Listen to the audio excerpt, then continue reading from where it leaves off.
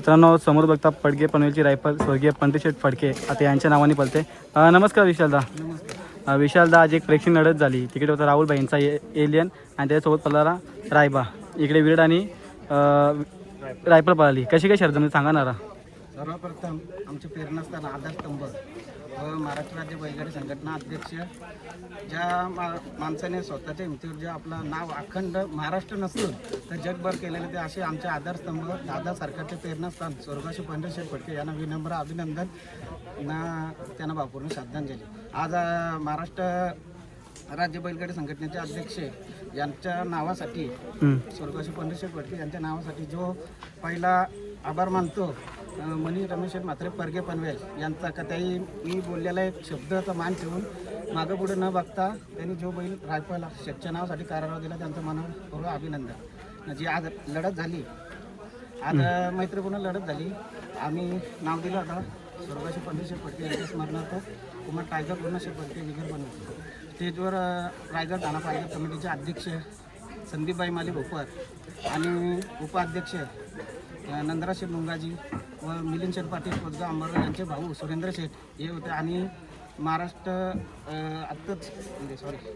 आणि रायगड ठाणा पालघर कमिटीचे संपूर्ण पदाधिकारी होते. त्यांच्या मान्यतेनुसार ही शर्यत झालेली आहे. नाव होतं भाई बोलले राहुल पाटील आम्हाला बोलून घेतलं स्टेजवर सुरेशदादा आणि आम्ही गेलो होतो त्यांच्याशी बोलणं केलं कमिटीच्या समोर. मैत्रीपूर्ण लढत झाली.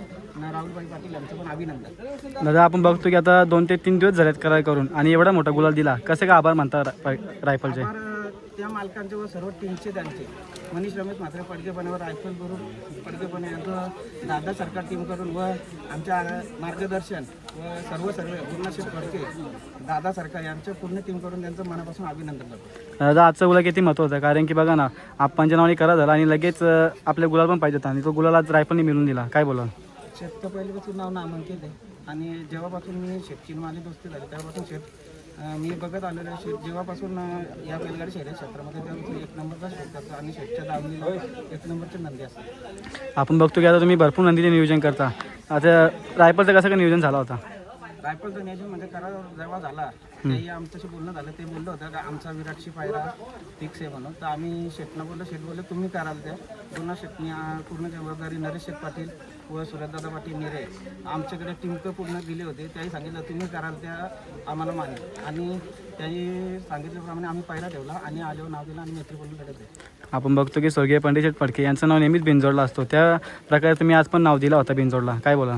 शेतच्या आम्हाला शिकवणच आहे. शेतच्या सोबत असताना शेतचं मार्गदर्शनच तसं आहे पहिल्यापासून. त्या जेव्हा पण अड्ड्यात आले शेत तर शेत पहिले आल्याला सांगायचं बैल ना शेत सोबत याच्यानं आल्याला पहिलं नाव द्यायचं. त्याच पद्धतीने शेतने आम्हाला सांगलं होतं तुम्हाला जे योग्य वाटेल ते करा. आपण बघतो की गुरुनाथ शेठ फडके यांची तुमच्यावरती जबाबदारी आहे. ती जबाबदारी तुम्ही योग्य रीतीने पार करता. कसं वाटतं?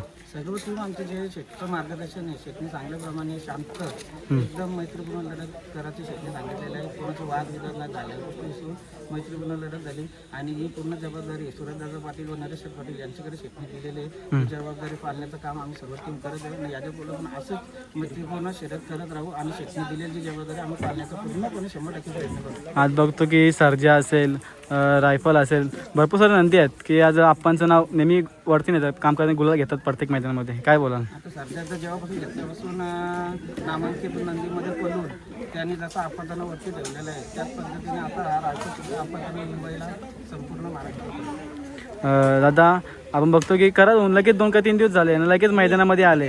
कसं काय म्हणजे होता तो?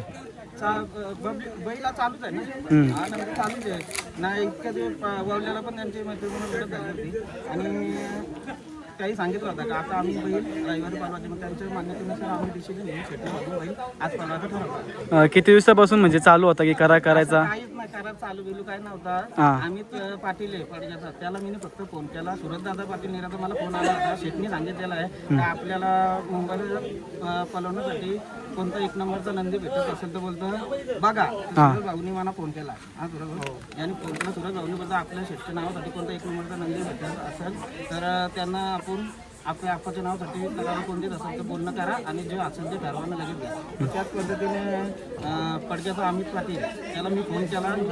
असा शेतचा शब्द आलेला आहे, कोणाचा नंदी वगैरे करायला द्यायचा असेल तर बघा बोलून जे असेल ते ठरवून मैत्रीपूर्ण करत तर काही काही तासातच म्हणजे 1-2 तासातच त्यांची संपूर्ण टीम म्हणजे रायफल ग्रुप असेल त्यांचा रायफल पक्ष ग्रुप त्यांचे सर्व मेंबरांना घरी बोलवलं मनीष शेटच्या आणि ते बसून ठरवलं आणि ते फोन केला आम्हाला का आम्ही शेटच्या नावासाठी पहिले तुम्हाला आम्ही मैत्रीपूर्ण कराराव देतो आणि काही संध्याकाळी आम्हाला बोलवले आम्ही शेटनं सांगितलं असं ठरलेलं शेट बोललं कुठल्याच गोष्टीचा विलंब करू नका संध्याकाळी जा लगेच आता असं ते लिखाण कागदपत्र करून घ्या नाही रायफल आपलं नाव पालवलं आप्पाच्या नावासाठी घ्या. आजचा गुलाल कोणाला समर्पित करता? आमचे प्रेरणास्थान आधारस्तंभ महाराष्ट्र राज्य बैलगाडी संघटना अध्यक्ष स्वर्गाशी पंढरीशी फडके यांना सर दादा तुमचे 2 मिनटं बोलतो दादा माहिती द्या लास्ट 2 मिनटं. दादा आपण बघतो की स्वर्गीय पंडित फडके यांच्या नावाने करा जरा कसं वाटतो आकार होऊन?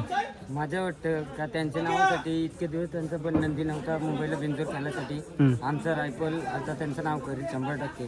आपण बघतो की स्वर्गीय पंडित फडके हा एक मोठा नाव आहे आणि त्या नावामध्ये आपण नंदी पळतो किती आनंद आहे. आनंद तर खूप आहे या नावासाठी तर आपण पहिल्यापासून खेळतच आलेत का आपले आप्पा आपण पहिल्यापासून नावच देतात तर आमचं रायफल त्यांच्या नावात पळतं तर आम्हाला पण अभिमान आहे ना. दादा काय बोला रायफल विषय कारण की आज पब्लिकने पळतो रायफल. पब्लिकने आम्ही पहिले आतून बोलवत होतो आता पब्लिकचा ठाम झाले पब्लिकनेच बोलवतो त्याला. ठीक आहे दादा इतक्या वेळेबद्दल धन्यवाद.